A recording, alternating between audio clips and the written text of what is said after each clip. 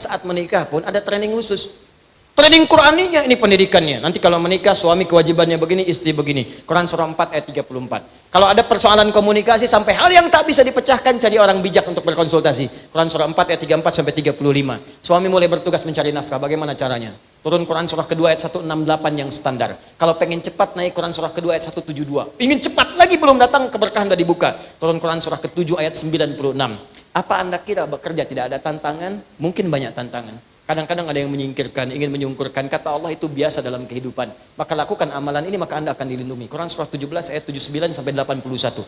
Kalau ada yang sampai mengancam, lakukan zikir Nabi Yunus alaihissalam. Quran surah ke-21 ayat 87 sampai dengan 88. Anda bekerja tapi istri merawat anak-anak di rumah juga belum tentu mudah. Ada yang kadang-kadang teriak, ada yang berkata, amalannya lakukan. Quran surah ke-17 ayat 23 sampai dengan 27. Setelah itu kadang-kadang Anda capek, lelah. Zikir Nabi Ibrahim Quran surah ke-26 ayat ke-80. Kalau Anda sakit, kata dokter, ini nggak ada obatnya. Ini mustahil. Kata Allah, separah apapun kalau Anda lakukan zikirnya Nabi Ayub, aku akan sembuhkan seperti aku sembuhkan Ayub.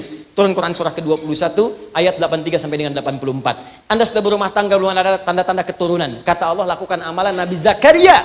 Bahkan beliau sudah sepuh, rambut memutih, fisik sudah letih, istri divonis medis, monopus dan mandul. Tapi kalau engkau kerjakan amalannya, aku anugerahkan keturunan untukmu. Amalannya dari Quran surah ketiga ayat 38 sampai doanya di Quran surah 19 ayat 2 sampai dengan ayat ke-15-nya, sampai dijamin keselamatan dunia, alam kubur sampai dengan akhiratnya. Anda bergerak lagi, bisnis makin maju, maka bersyukurlah kepada Allah.